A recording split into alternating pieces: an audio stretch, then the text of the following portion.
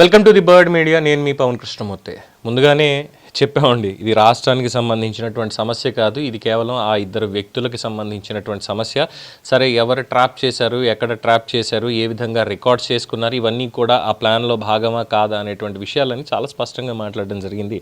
So ఇక దాంట్లో ఇప్పుడు ఏకంగా ఐఏఎస్ ట్యాంపరింగ్ అని, ఇంకోటని సివిల్స్కి ప్రిపేర్ అవుతున్నటువంటి దాంట్లో ట్యాంపరింగ్ అని, ఇంకా ఏవో చాలా విషయాలు బయటికి తీస్తున్నారు.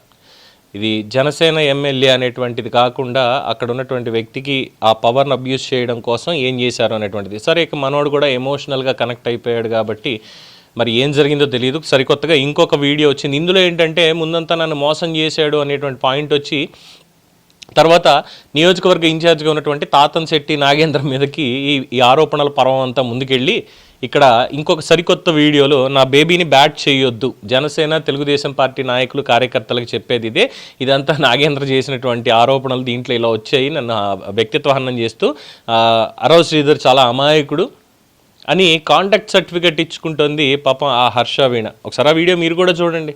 ప్రత్యేకంగా ఈ వీడియో కొందరు రాజకీయ బ్రోకర్స్ ఉంటారు.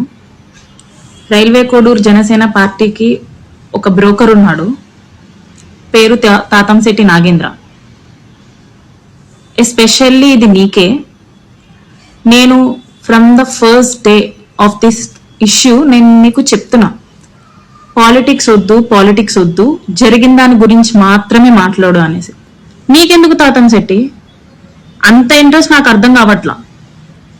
నువ్వు విషయం గురించి మాట్లాడాలి, జరిగిన విషయం గురించి, నాకు శ్రీధర్కి జరిగిన విషయం గురించి మాట్లాడాలి.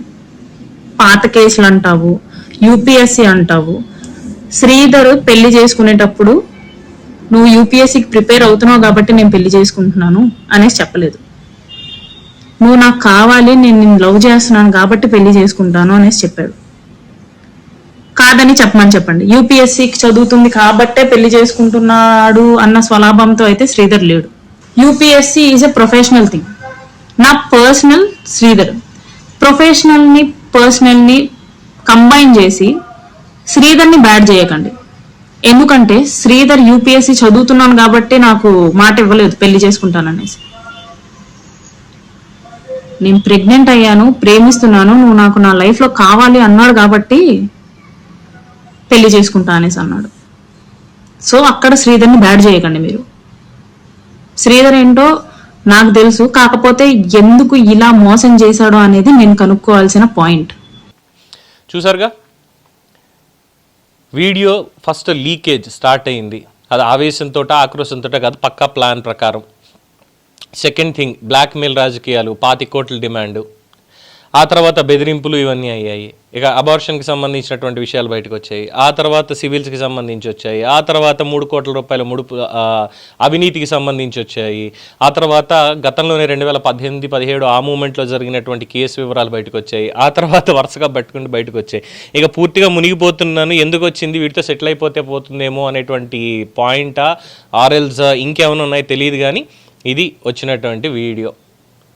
శ్రీధర్ ఎందుకు ఇలా చేశాడో నేనే కనుక్కోవాలి, నేనే చూసుకోవాలంటే నువ్వే కనుక్కోవాలి అనుకున్నప్పుడు మీడియాకి ఎక్కడం ఎందుకు, ఇవన్నీ తీయడం ఎందుకంటే ఇది డైవర్షన్లో భాగం.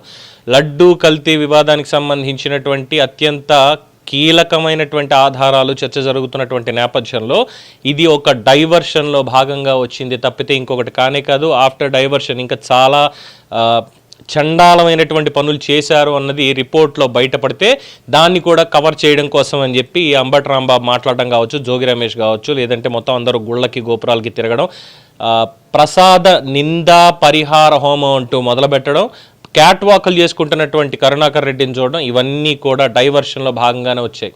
భక్తులను డైవర్ట్ చేయడం కోసం అని చెప్పని వాళ్ళు చేసినటువంటి పాపాన్ని డైవర్ట్ చేసుకోవడంలో భాగంగానే ఈ క్యారెక్టర్ని కూడా తీసుకొచ్చారు. ఇప్పుడు మాటలు వింటున్నారుగా ఏం జరిగిందనే దాంట్లో. So it's not a state issue, డెఫినెట్గా ఇది వాళ్ళ పర్సనల్ ఇష్యూ. వ్యక్తిగతంగా ఉన్నటువంటి దాన్ని పార్టీలకు కంటగట్టేసి, పవన్ కళ్యాణ్ గారిని దూషించి, చంద్రబాబు నాయుడు గారు కంటగట్టేసి, ఆ తర్వాత దాన్ని తీసుకెళ్ళి రాష్ట్ర వ్యాప్తంగా ఇదేదో జరిగిపోయింది అనేది చూపించి, కులాల కుంపట్లు రాజేసి ప్రజలని పిచ్చివాళ్ళని చేయడానికి చేసినటువంటి ప్రయత్నం ఇది కుట్టిల రాజకీయంలో భాగంగా. ఏమంటారు? దీని మీద మీ అభిప్రాయాన్ని కామెంట్స్ రూపంలో తెలియజేయండి. చూస్తూనే ఉండండి ది బర్డ్ మీడియా.